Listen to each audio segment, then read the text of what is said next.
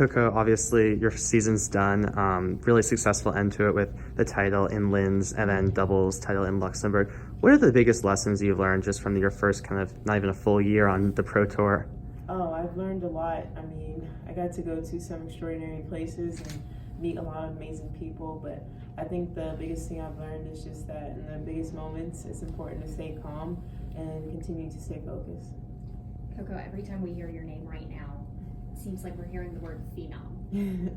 What has that been like, and how have things changed for you? I feel like for the most part, things have been the same, besides being recognized a lot more and obviously playing in front of bigger crowds than I was last year.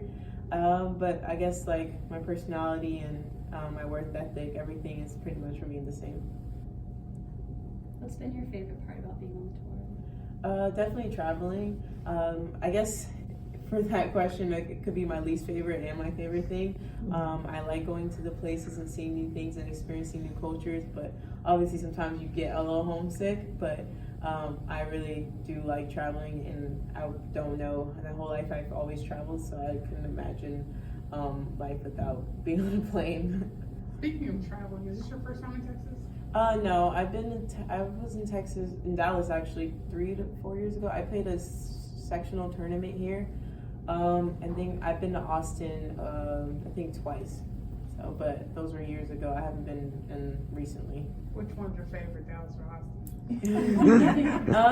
I mean, from what I remember, I liked Dallas more, but that's because we did the tour of the Dallas Cowboys Stadium. I'm not a Cowboys fan, but the stadium was really nice.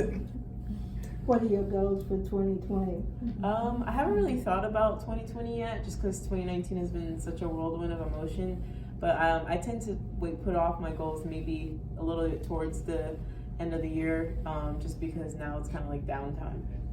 What's kind of the coolest thing you've gotten to do, probably off the court, since your Wimbledon run? You've become famous. What's that thing? Definitely the coolest thing was I met Jaden Smith at his concert, and I got to go to the Tyler the Creator and Jaden concert in New York, and that was pretty cool. And also I got to go to a Brooklyn Nets practice and meet Kyrie Irving, so that was also cool. And you got to meet Michelle Obama. Yeah, Michelle Obama was really cool, but that goes without saying.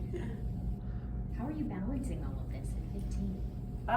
I mean, it's hard sometimes, but my parents do a good job of keeping my schedule open on things that matter, like family and school. But right now I have no tournaments for the rest of the year, so I have a lot of downtime and time to do kind of everything. What's it like being here at SMU and playing in this? Oh, it's really nice. The facility here is really nice. I haven't been to like an indoor facility this nice since LSU, so it's really nice here. Too bad the weather the weather is a little bit of a bummer, but like I said, I've been to Dallas before, so I know how nice it is. What do you like doing your off time or downtime? My brother's there into sports as well. Cody, he plays baseball, and Cameron, he's only 6. He kind of does everything. So most of the time they take up my time when I'm not on the court. Also, I enjoyed playing Mario Kart on my phone and reading books. So are you able to like walk around like, when you're in the US like without getting noticed, or is that kind of over for you? No, a lot of people think it's like, I mean, yes, I get recognized, but it's not like compared to other like actual celebrities. I get recognized every once in a while, but sometimes people don't think it's me, especially if I don't have my braids in, so they don't think it's me too. So I get a lot of double looks, or sometimes I'll hear whispers like, "Is she the tennis girl?" And I just kind of keep going. What's been the most surprising part of the last year? Definitely Wimbledon, just because, I mean, getting into the main draw was amazing, but then playing my idol was even more amazing, and then actually winning was even more amazing. That was definitely, I would say, the most surprising thing this year. How did you stay focused when you played tennis? It was difficult. I knew that the whole match I was just telling myself to focus on the next point and not think too much about the whole like winning the match part or what I would do on match point.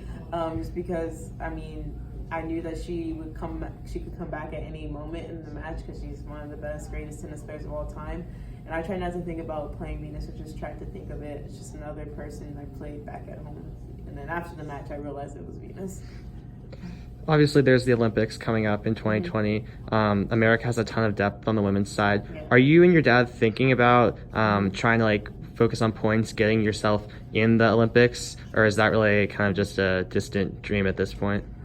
For me, I mean, obviously I would love to play, but I don't think we'll focus my schedule on making sure I qualify for the Olympics, just because it's all about improving, and I don't want to play tournaments back to back because then I don't feel like I'm improving. And also I am limited on how many tournaments I can play, so there's only so much point chasing I can do. But if it happens, it's great, and if it doesn't, then hopefully 2024. Is it frustrating that you can't play as many tournaments as someone who's 20 years old? Yes and no. I mean, I don't have to play like a lot of tournaments back to back that some people have to play, and some tournaments are mandatory when you're in a certain ranking, and I don't have to do that. So I kind of enjoy it while I can, and I think it's a good rule just because it really gives me time to focus on training instead of worrying about where my ranking is and stuff like that. What's like the one tournament that you haven't gone to play that you really want to play in 2020? Definitely Indian Wells. Everyone on tour says it's the best tournament outside of the Slam. So definitely I will try to play that, and hopefully Miami Open again. That was a fun tournament last year, and I hope to do well this year. What's the best piece of advice you've gotten last year? The best piece of advice. Well, Kyrie Irving told me not to worry too much about the drama and everything. That was good. And then Michelle, she just told me it's okay to say no sometimes, because obviously everyone's asking me to do a lot of things, and I try to say yes as much as possible, but she told me it's okay to say no, so yeah. What grade are you in school right now? Are you having to do school like every day? Like, what's that kind of look like for you? Yeah, I'm in 10th grade, and I do school basically every day, especially, well, when I'm at tournaments, I try to do it sometimes, but sometimes at tournaments I don't get to the hotel until like 11 at night, and then have a match or have to get up in the morning at 9. But most of the time I do my work on the weekends or late nights or early mornings.